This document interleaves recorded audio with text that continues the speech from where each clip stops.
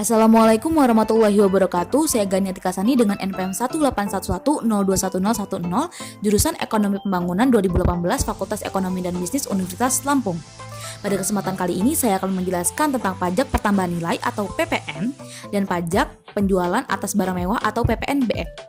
Terdapat 3 topik utama pada pembahasan kali ini.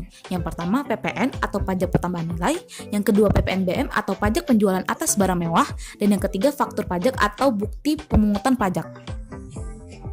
Selanjutnya, pada bagian pertama, kita akan membahas tentang pajak pertambahan nilai atau PPN. Pajak pertambahan nilai atau PPN adalah pungutan yang dibebankan atas transaksi jual beli barang dan jasa yang dilakukan oleh wajib pajak pribadi atau wajib pajak badan yang telah menjadi pengusaha kena pajak atau PKP. Contoh yang sering sekali kita alami tentang PPN ini adalah pada saat kita membeli produk luar negeri. Misalnya skincare, di mana pada saat kita membeli produk skincare ini, pada saat transaksi pembayaran, harga yang kita bayar itu cenderung lebih tinggi daripada harga produk tersebut. Mengapa demikian? Selain profit penjual dan atau ongkos kirim, terdapat biaya lain yang dipungut dikarenakan perbedaan wilayah tersebut. Biaya ini biasanya dikenakan pada saat barang itu diimpor atau diekspor pada daerah tujuan, dan di mana beban dari biaya ini adalah yang menanggung konsumen tingkat akhir atau kita sebagai pembeli. Nah, biaya tersebut adalah kita sebut sebagai pajak pertambahan nilai. Terdapat 4 karakteristik PPN. Yang pertama, pajak objektif. Apa sih pajak objektif itu? Pajak objektif adalah timbulnya kewajiban PPN ditentukan oleh adanya objek pajak tanpa memperhatikan kondisi subjek pajak. Hal ini di mana pada saat pengenaan PPN tidak diperhatikan bagaimana keadaan atau situasi dari subjek pajak. Apakah subjek pajak memiliki penghasilan atau tidak, atau penghasilan yang rendah atau menengah atau tinggi. Karena pada PPN ini hanya fokus kepada objek pajaknya, yaitu barang atau jasanya. Selanjutnya ada multistage. Apa sih multistage? Multistage adalah PPN dikenakan pada setiap jalur produksi maupun jalur distribusi. Ada PPN sebagai pajak tidak langsung.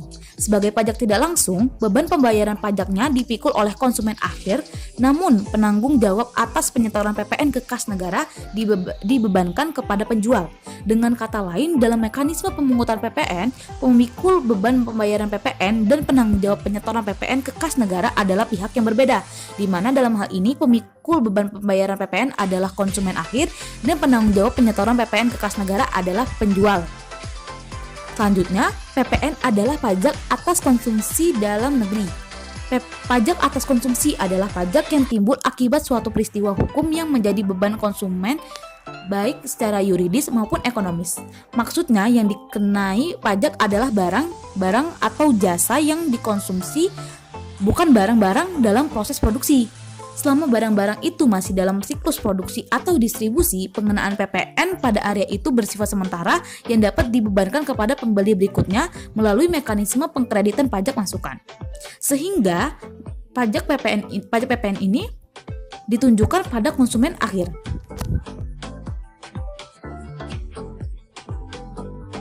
Selanjutnya adalah subjek pajak atau pihak yang memunguti PPN. Pengusaha yang melakukan penyerahan barang kena pajak dan atau penyerahan jasa kena pajak di dalam daerah pabean dan atau melakukan ekspor barang kena pajak berwujud, ekspor jasa kena pajak, dan atau ekspor barang kena pajak tidak berwujud diwajibkan untuk pertama, melaporkan usaha untuk dikukuhkan sebagai pengusaha kena pajak atau PKP. Yang kedua, memungut pajak yang terhutang. Yang ketiga, menyorotkan pajak pertambahan nilai yang masih harus dibayar dalam hal pajak keluaran lebih besar daripada pajak masukan yang dapat dikreditkan, serta menyetorkan pajak penjualan atas barang mewah yang terhutang, dan yang terakhir adalah melaporkan perhitungan pajak. Pada pasal 1A ayat 1 Undang-Undang Nomor 42 Tahun 2009 dijelaskan yang termasuk dalam pengertian penyerahan barang kena pajak adalah yang pertama, penyerahan hak atas barang kena pajak karena suatu perjanjian. Yang kedua, pengalihan barang kena pajak karena suatu perjanjian sewa beli dan atau perjanjian sewa guna usaha atau leasing. Yang ketiga, penyerahan barang kena pajak kepada pedagang perantara melalui juru lelang. Yang keempat, pemakaian sendiri dan atau pemberian cuma-cuma atas barang kena pajak. Yang keempat, barang kena pajak berupa persediaan dan atau aktiva yang menurut tujuan semula tidak untuk diperjualbelikan yang masih tersisa pada saat pembubaran perusahaan. Yang kelima, merupakan penyerahan barang kena pajak dari pusat ke cabang atau sebaliknya dan atau penyerahan barang kena pajak antar cabang. Yang keenam adalah penyerahan barang kena pajak secara konsinyasi. Dan yang terakhir adalah penyerahan barang kena pajak oleh pengusaha kena pajak dalam rangka perjanjian pembiayaan yang dilakukan berdasarkan prinsip syariah yang penyerahannya dianggap langsung dari pengusaha kena pajak kepada pihak yang membutuhkan barang kena pajak. Selanjutnya, pada pasal 1A ayat 2 Undang-Undang Nomor 42 Tahun 2009 dijelaskan di mana yang tidak termasuk dalam pengertian penyerahan barang kena pajak adalah yang pertama, penyerahan barang kena pajak kepada makelar. Yang kedua, penyerahan barang kena pajak untuk jaminan utang piutang. Yang ketiga, pengalihan barang kena pajak dalam rangka peleburan, penggabungan, dan pengambilan usaha dengan syarat pihak yang melakukan pengalihan dan yang menerima pengalihan adalah PKP atau pengusaha kena pajak. Yang keempat, ada barang kena pajak berupa aktiva yang tujuan semula untuk tidak diperjualbelikan yang masih tersisa pada saat pembubaran perusahaan dan yang pajak masukan atas perolehan BKP tidak dapat dikreditkan. Hal ini diatur pada pasal 9 ayat 8B dan C. Dan yang terakhir adalah penyerahan barang kena pajak pusat ke cabang atau sebaliknya atau antar cabang apabila wajib pajak melakukan pemusatan. Selanjutnya, penyerahan PPN dikenakan atas yang pertama, penyerahan barang kena pajak di dalam daerah pabean yang dilakukan oleh pengusaha. Yang kedua, impor barang kena pajak. Yang ketiga, penyerahan jasa kena pajak di dalam daerah pabean yang dilakukan oleh pengusaha. Yang keempat, ada pemanfaatan barang kena pajak tidak berwujud dari luar daerah pabean di dalam daerah pabean. Yang kelima, ada pemanfaatan jasa kena pajak dari luar daerah pabean di dalam daerah pabean. Dan selanjutnya ada ekspor barang kena pajak berwujud oleh pengusaha kena pajak. Selanjutnya ada ekspor barang kena pajak tidak berwujud oleh pengusaha kena pajak. Dan yang terakhir adalah ekspor jasa kena pajak oleh pengusaha kena pajak. Selanjutnya, bagaimana dengan barang yang tidak terkena beban pajak atau non BKP? Dalam hal ini, barang-barang yang termasuk dalam non BKP adalah satu, uang, emas batangan, dan surat berharga. Yang kedua adalah barang hasil pertambangan atau hasil pengeboran yang diambil langsung dari sumbernya. Yang ketiga ada makanan dan minuman yang disajikan di hotel, restoran, rumah makan, warung, dan sejenisnya meliputi makanan dan minuman baik yang dikonsumsi di tempat maupun tidak, termasuk makanan dan minuman yang diserahkan oleh usaha jasa boga atau catering. Dan yang terakhir ada barang kebutuhan pokok yang sangat dibutuhkan oleh rakyat banyak. Barang kebutuhan pokok yang sangat dibutuhkan oleh rakyat banyak meliputi yang pertama beras, kedua gabah, ketiga jagung, keempat sagu, kelima kedelai, keenam garam, baik yang beriodium maupun yang tidak beriodium. Yang ketujuh daging, yaitu daging segar yang tanpa diolah tetapi telah melalui proses disembelih, dikuliti, dipotong, didinginkan, dibekukan, dikemas atau tidak dikemas, digarami, dikapur, diasamkan, diawetkan dengan cara lain dan atau direbus. Yang kedelapan ada telur, yaitu telur yang tidak diolah termasuk telur yang dibersihkan, diasinkan dan atau dikemas. Yang kedelapan ada susu, yaitu susu perah baik yang telah melalui proses didinginkan maupun dipanaskan, tidak mengandung tambahan gula atau bahan lainnya, dan atau dikemas atau tidak dikemas. Dan selanjutnya ada buah-buahan, yaitu buah-buahan segar yang dipetik, baik yang telah melalui proses dicuci, disortasi, dikupas, dipotong, diiris, digrading, dan atau dikemas atau tidak dikemas. Dan yang terakhir adalah sayur-sayuran, yaitu sayuran segar yang dipetik, dicuci, ditiriskan, dan atau disimpan pada suhu rendah, termasuk sayuran segar yang dicacah. Sebelumnya ada barang tidak kena pajak atau non BKP. Bagaimana dengan jasa?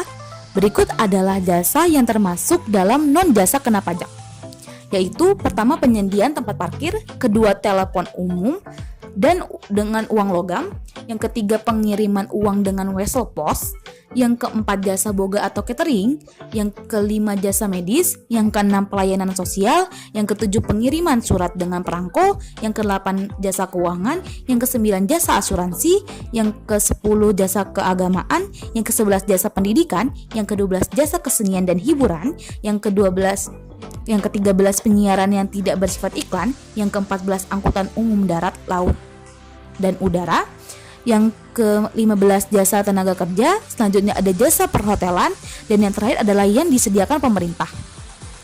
Jasa-jasa di bidang pelayanan kesehatan medik meliputi yang pertama jasa dokter umum, dokter spesialis, dan dokter gigi. Yang kedua jasa dokter hewan. Yang ketiga jasa ahli kesehatan seperti akupuntur, ahli gizi, dan fisioterapi. Dan yang keempat ada jasa kebidanan dan atau dukun bayi. Yang kelima jasa paramedis dan perawat. Dan yang terakhir jasa rumah sakit, rumah bersalin, klinik kesehatan, laboratorium kesehatan, dan sanatorium. Perlu dicatat bahwa termasuk dalam pengertian jasa di bidang pelayanan kesehatan, medik adalah jasa pengobatan alternatif, psikolog, dan paranormal. Selanjutnya, jenis jasa di bidang pelayanan sosial meliputi yang pertama, jasa pelayanan panti asuhan dan panti jompo, yang kedua, jasa pemadaman kebakaran kecuali yang bersifat komersial, yang ketiga, jasa pemberian pertolongan kepada kecelakaan, yang keempat, jasa lembaga rehabilitasi kecuali yang bersifat komersial, yang kelima, jasa pemakaman termasuk krematorium, dan yang terakhir adalah jasa di bidang olahraga kecuali yang bersifat komersial.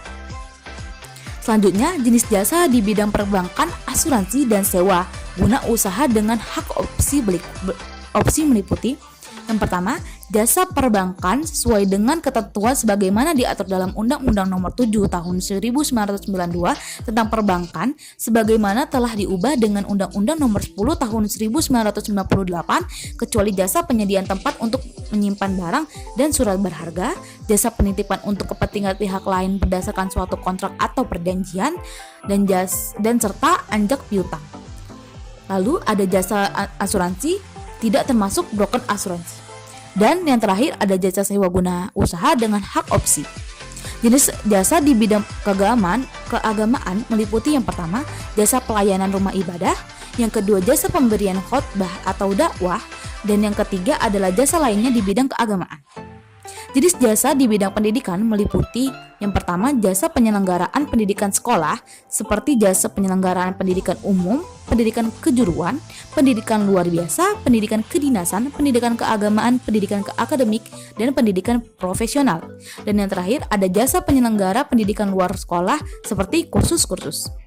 Jenis jasa di bidang kesenian dan hiburan yang telah dikenakan pajak tontonan termasuk jasa di bidang kesenian yang tidak bersifat komersil seperti pemanfaatan kesenian tradisional yang diselenggarakan secara cuma-cuma.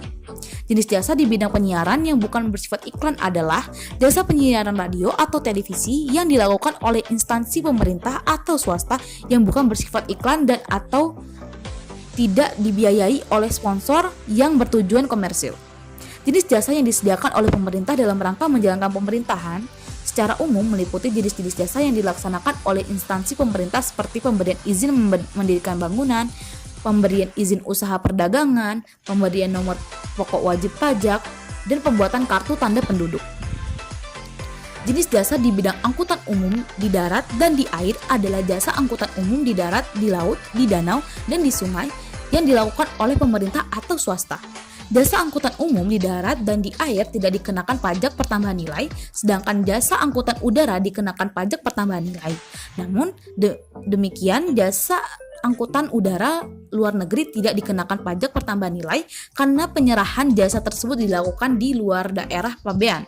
Termasuk dalam pengertian jasa angkutan udara luar negeri adalah jasa angkutan udara dalam negeri yang menjadi bagian yang tidak terpisahkan dari jasa angkutan udara luar negeri tersebut.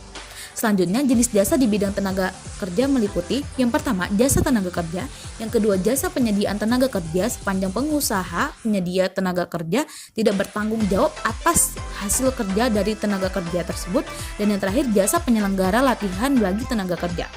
Selanjutnya, jenis jasa di bidang perhotelan meliputi yang pertama, jasa persewaan kamar termasuk tambahannya di hotel, rumah penginapan, motel, losmen, hostel, serta fasilitas yang terkait dengan kegiatan perhotelan untuk tamu yang menginap.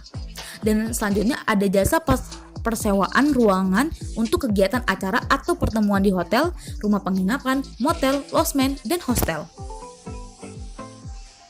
Selanjutnya, pada bagian 2 ini kita akan membahas tentang pajak penjualan atas barang mewah atau PPNBM. PPNBM merupakan pajak yang dikenakan atas barang yang tergolong mewah. Barang yang tergolong mewah adalah yang pertama, barang tersebut bukan merupakan kebutuhan pokok. Yang kedua, barang tersebut dikonsumsi oleh masyarakat tertentu. Yang ketiga, barang tersebut dikonsumsi oleh masyarakat berpenghasilan tinggi. Yang keempat, barang tersebut dikonsumsi untuk menunjukkan status. Dan yang kelima, apabila dikonsumsi dapat merusak kesehatan dan moral. Contoh barang kena pajak tergolong mewah adalah kelompok barang yang tergolong mewah selain kendaraan bermotor yang dikenakan pajak penjualan atas barang mewah dengan tarif sebesar 10% adalah yang pertama, kelompok alat rumah tangga, pesawat pendingin, pesawat pemanas, dan pesawat penerima siaran televisi. Yang kedua, kelompok peralatan dan perlengkapan olahraga. Yang ketiga, kelompok mesin pengatur suhu udara. Yang keempat, kelompok alat perekam atau reproduksi gambar, pesawat penerima siaran radio. Dan yang kelima adalah kelompok alat fotografi, alat sinematografi, dan perlengkapannya. Lantas, atas kegiatan impor BKP tertentu apa saja ya fasilitas PPN terutang yang tidak dipungut? Pemberian fasilitas PPN tidak dipungut atas kegiatan impor barang-barang tertentu yaitu sebagai berikut. Yang pertama, barang perwakilan negara asing beserta barang pejabatnya yang bertugas di Indonesia berdasarkan azas timbal balik. Yang kedua, barang untuk keperluan badan internasional yang diakui dan terdaftar pada pemerintah Indonesia beserta pejabatnya yang bertugas di Indonesia dan tidak memegang paspor Indonesia. Yang ketiga, barang kiriman hadiah untuk keperluan ibadah umum, amal, sosial, atau kebudayaan. Yang keempat, barang yang keperluan museum, kebun binatang, dan tempat lain semacam itu yang terbuka untuk umum. Yang kelima, barang untuk keperluan penelitian dan pengembangan ilmu pengetahuan. Yang keenam, barang untuk keperluan khusus kaum tunanetra dan penyandang cacat lainnya. Yang ketujuh, peti atau kemasan lain yang berisi jenazah atau abu jenazah. Yang kedelapan, barang pindahan tenaga kerja Indonesia yang bekerja di luar negeri, mahasiswa yang bekerja di luar negeri, pegawai negeri sipil, anggota Tentara Nasional Indonesia atau anggota Kepolisian Republik Indonesia yang bertugas di luar negeri sekurang-kurangnya selama 1 tahun sepanjang barang tersebut tidak untuk diperdagangkan dan mendapat rekomendasi dari perwakilan Republik Indonesia setempat. Yang kesembilan, barang pribadi penumpang, awak sarana pengangkut, perlintas batas, dan barang kiriman sampai batas jumlah tertentu sesuai dengan ketentuan perundang-undangan pabean. Yang ke-10, barang yang diimpor oleh pemerintah pusat atau pemerintah daerah yang ditunjukkan untuk kepentingan umum. Yang ke-11, perlengkapan militer termasuk suku cadang yang diperuntukkan bagi keperluan pertahanan dan keamanan negara. Dan yang ke-12, PPN yang terutang tidak dipungut atas impor combat jacket level 4 oleh Kepolisian Republik Indonesia sesuai dengan Surat Kepala Kepolisian Negara Republik Indonesia.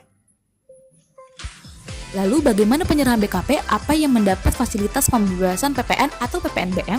Yang pertama, senjata, amunisi, alat angkut di air, di bawah air, atau di udara, atau di darat, kendaraan lapis baja, kendaraan patroli, dan kendaraan angkutan khusus lainnya serta suku cadangnya kepada Departemen Pertahanan, Tentara Nasional Indonesia atau TNI, atau Kepolisian Negara Republik Indonesia atau Polri, dengan syarat ketentuan berlaku. Yang kedua, komponen atau bahan yang belum dibuat di dalam negeri yang digunakan dalam pembuatan senjata dan amunisi untuk keperluan Departemen Pertahanan, TNI atau Polri kepada PT Persero Pindad dengan syarat dan ketentuan yang berlaku. Yang ketiga, vaksin polio dalam rangka pelaksanaan program Pekan Imunisasi Nasional atau PIN dengan syarat dan ketentuan yang berlaku.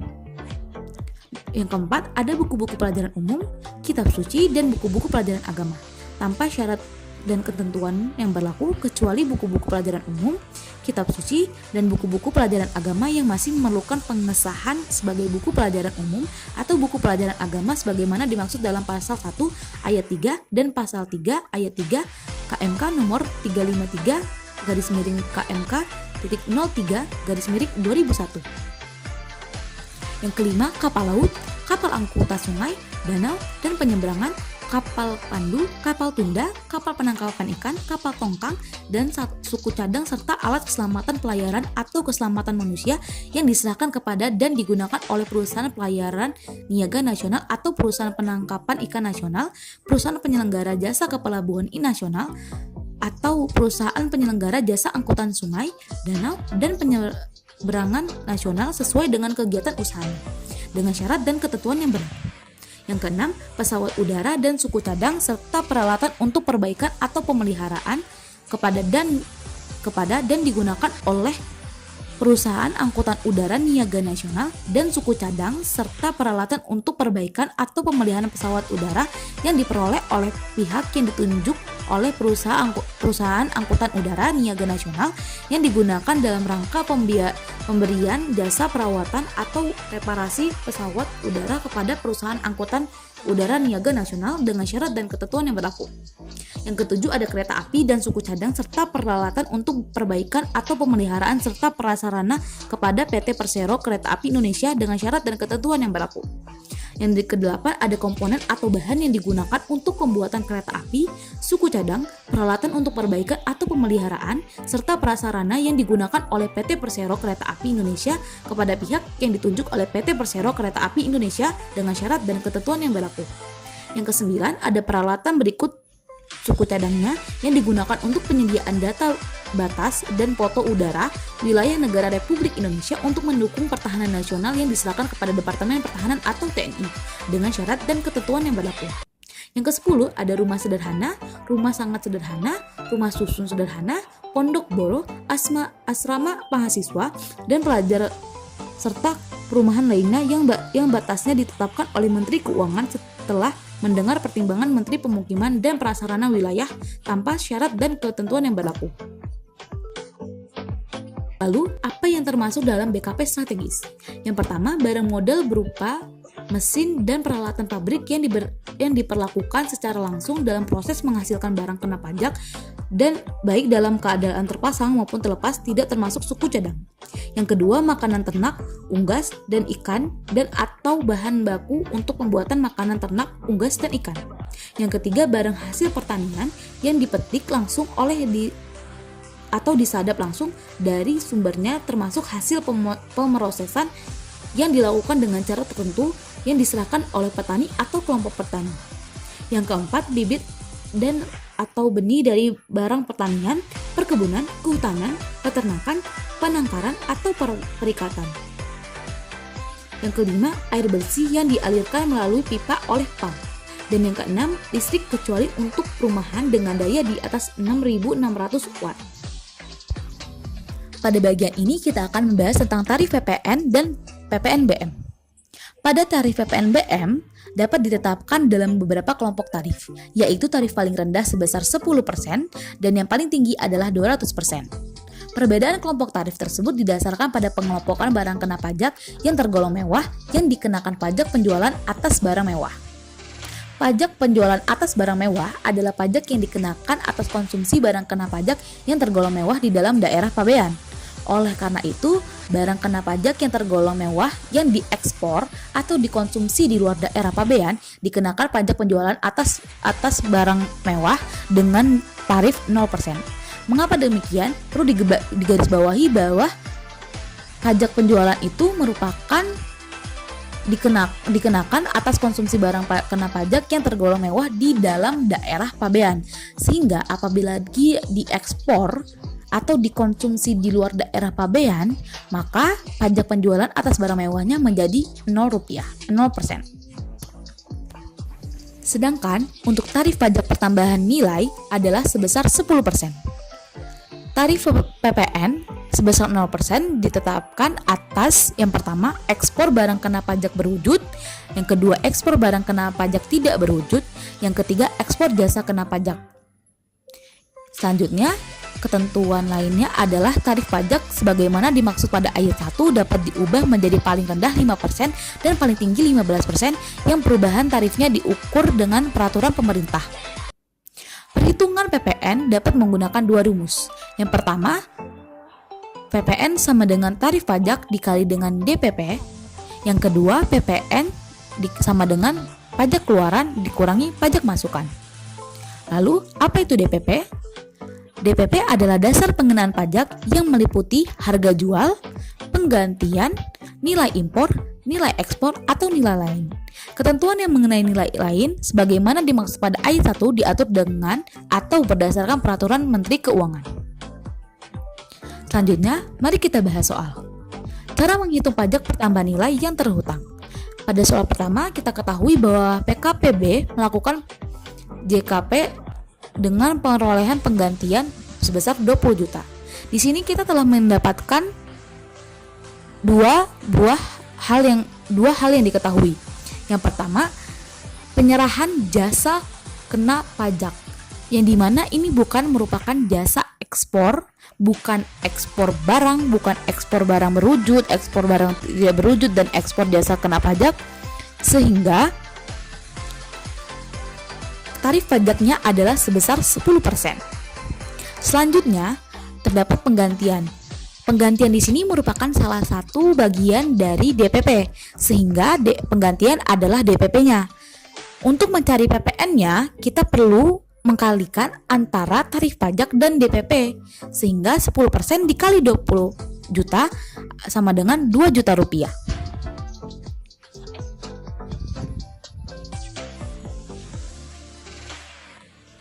Pajak pertambahan nilai sebesar 2 juta rupiah tersebut merupakan pajak keluaran yang dipungut oleh pengusaha kena pajak B. Mengapa demikian? Karena pada transaksi ini merupakan transaksi penjualan bukan pembelian. Transaksi penjualan itu termasuk dalam transaksi pajak atau termasuk pajak keluaran, bukan termasuk pajak masukan. Yang termasuk pajak masukan adalah pada saat perusahaan itu membeli sebuah barang atau jasa. Soal selanjutnya adalah diketahui bahwa PT ABC bergerak di bidang distributor alat listrik transaksi dan dalam bulan Juni 2013 adalah sebagai berikut. Yang pertama, tanggal 3 membeli barang dagangan sebesar 15 juta. Yang kedua, tanggal 5 menjual barang dagangan sebesar 10 juta. Yang ketiga, tanggal 7 menjual barang dagang sebesar 20 juta. Harga tersebut tidak termasuk PPN. Berapakah pajak keluaran dan masukannya, dan hitunglah PPN terhutang. Yang pertama yang kita lakukan adalah mencari pajak keluarannya atau total pajak keluarannya. Ingat, seperti sebelumnya sudah dikatakan bahwa pajak pengeluaran ini terkait dengan penjualan. Jadi perusahaan itu menjual, sehingga transaksi yang masuk ke dalam pajak keluaran adalah transaksi tanggal 5 dan transaksi tanggal 7. Di sini diketahui bahwa pajak keluarannya adalah 10% dari penjualan. Sehingga 10% dikali dengan 10 juta, yaitu transaksi pada tanggal 5, sehingga mendapat 1 juta. Lalu 10% dikali 20 juta, yaitu transaksi pada tanggal 7. Keduanya dijumlahkan sehingga mendapatkan total pajak keluarannya adalah sebesar 3 juta rupiah. Selanjutnya kita juga harus tahu tentang pajak masukannya berapa. Pajak masukan di sini diberitahu bahwa 10% dari pembelian, yaitu 10% dikalikan dengan 15 juta, yaitu transaksi pada tanggal 3, di mana pada tanggal 3 itu dia membeli sehingga dia termasuk pajak masukan, lalu dikalikan dengan 10%-nya tadi, sehingga 10% dikali 15 juta sama dengan 1.500.000. Untuk menghitung PPN terhutangnya, kita dapat menggunakan rumus pajak keluaran dikurangi pajak masukan, sehingga kita akan mendapatkan pajak keluaran yaitu sebesar 3 juta dikurang pajak masukan yaitu sebesar 1.500.000, sehingga PPN yang terhutangnya adalah 1.500.000. Nah, pada bagian ketiga kita akan membahas tentang faktur pajak. Apa sih faktur pajak itu? Faktur pajak adalah bukti pungutan pajak yang dibuat oleh pengusaha kena pajak yang melakukan penyerahan barang kena pajak atau penyerahan jasa kena pajak. Faktur pajak dapat berupa faktur penjualan. Faktur penjualan atau faktur pajak keluaran adalah faktur pajak yang dibuat oleh pengusaha kena pajak (PKP) pada saat melakukan penjualan barang atau jasa kena pajak yang tergolong dalam barang mewah. Hal ini juga diatur pada pasal 13 ayat 11. Kedua, ada faktur pajak gabungan. Faktur pajak gabungan adalah faktur pajak yang dibuat oleh PKP meliputi seluruh penyerahan yang dilakukan kepada pembeli barang kena pajak atau jasa kena pajak yang sama selama 1 bulan kalender. Jadi, faktur pajak ini dikumpulkan dahulu selama 1 bulan, tetapi hanya untuk yang sama. Hal ini dibahas pada pasal 13 ayat 2. Dan yang terakhir ada dokumen tertentu yang diterapkan sebagai faktur pajak. Ini penjelasannya terdapat pada pasal 13 ayat 1. Selanjutnya adalah pengkreditan pajak masukan. Pengkreditan pajak masukan adalah pajak masukan yang dikreditkan dengan pajak keluaran untuk masa pajak yang sama. Dalam hal ini ada 2 ketentuan. Apabila pajak keluaran lebih besar daripada pajak masukan, maka selisih dari pajak keluaran dan pajak masukan itu adalah dibayar oleh PKP atau pengusaha kena pajak. Sedangkan apabila pajak keluaran lebih kecil daripada pajak masukan, maka selisih merupakan kelebihan pajak yang dikompensasikan ke masa pajak berikutnya.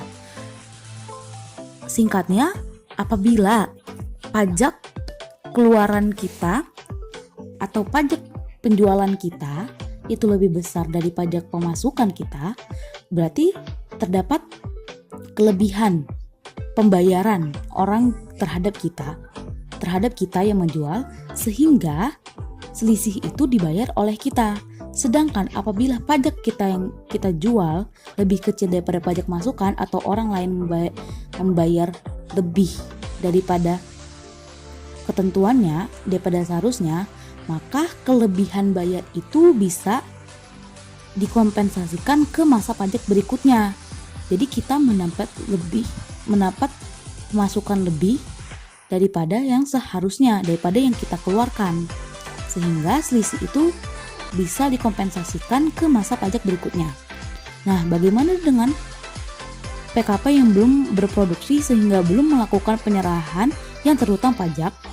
Pajak masukan atas perolehan dan atau impor barang modal dapat dikreditkan dengan syarat faktur pajaknya memenuhi persyaratan pasal 13 ayat 5 dan ayat 9. Selanjutnya adalah mekanisme pajak keluaran dan pajak pemasukan. Jadi pajak keluaran dan pajak pemasukan ini diawali dengan pengenaan PPN dilaksanakan berdasarkan sistem faktur. PKP mengeluarkan dokumen sebagai bentuk pelaporan barang atau jasa sebagai informasi dalam pajak pertambahan nilai PPN atau PPN. Pembuatan faktur itu diisi melalui dokumen yang dikeluarkan oleh Direktorat Jenderal Pajak atau DJP. Selanjutnya, setiap terjadinya penyerahan BKP atau JKP wajib dibuatkan faktur pajak. Jadi, setelah pengenaan PPN dilaksanakan berdasarkan sistem faktur, setiap transaksi penyerahan barang kena pajak atau jasa kena pajak oleh perusahaan perlu dibuat faktur pajak sebagai informasi tentang transaksi yang terjadi. Sehingga lahirlah faktur pajak sebagai bukti pungutan PPN. Nah, hal ini terdapat 2. Ada faktur pajak bagi penjual dan ada faktur pajak bagi pembeli.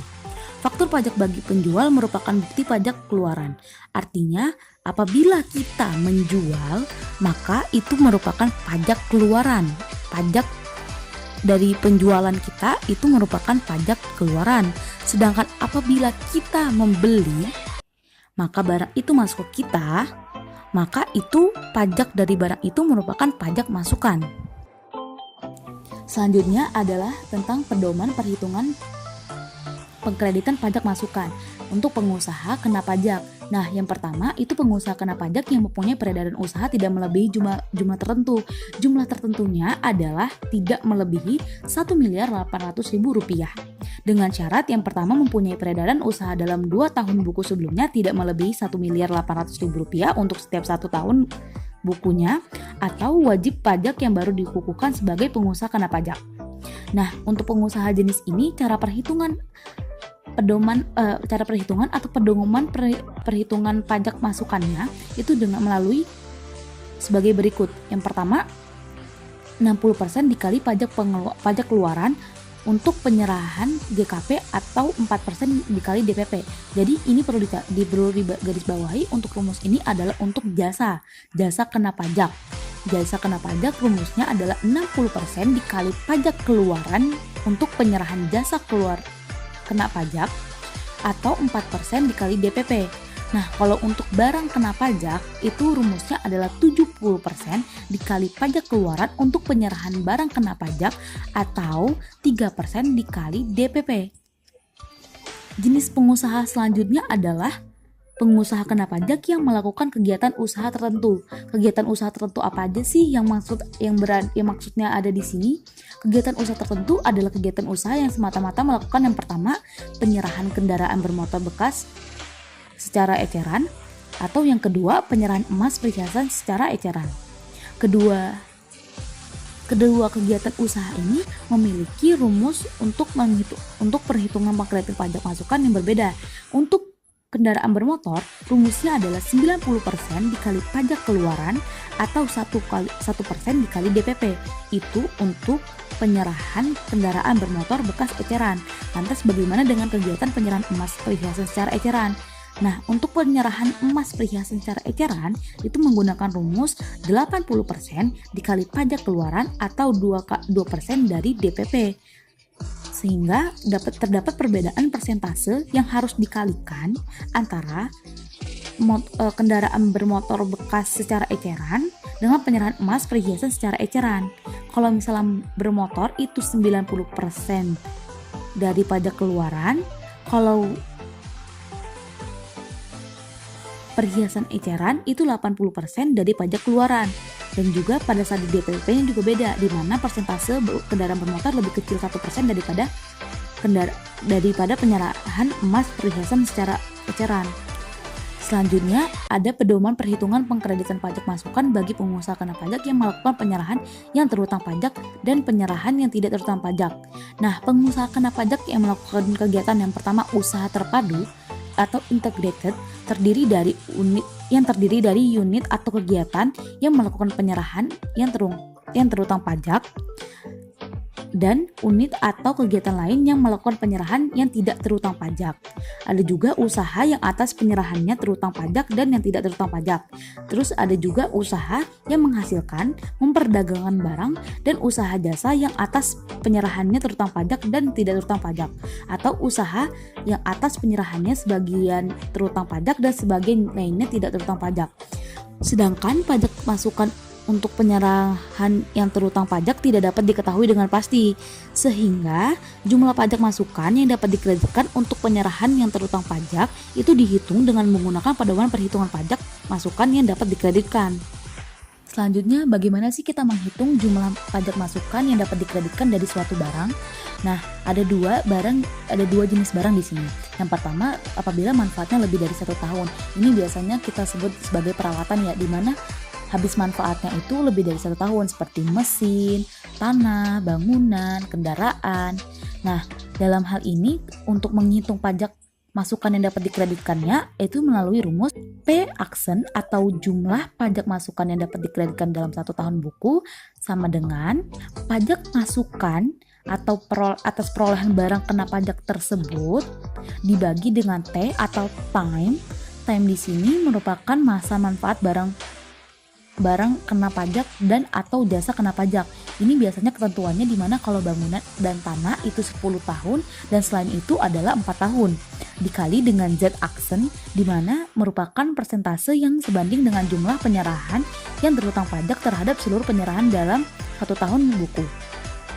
Atau dapat dikatakan pula sebagai persentase manfaat dari barang tersebut, persentase rata-rata di mana manfaat barang tersebut digunakan untuk produksi atau untuk proses penjalanan sebuah usaha.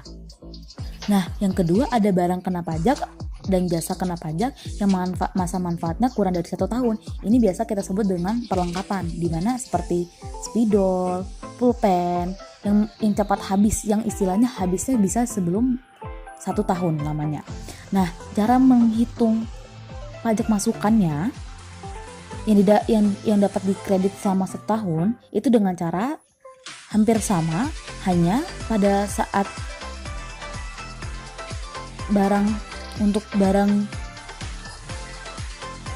hanya saja untuk perlengkapan ini atau barang yang manfaatnya habis sebelum 1 tahun atau 1 tahun ini, dia tidak perlu dibagi dengan T atau masa dari manfaat barang tersebut, karena masa manfaat barangnya tersebut itu kurang dari 1 tahun atau pas 1 tahun.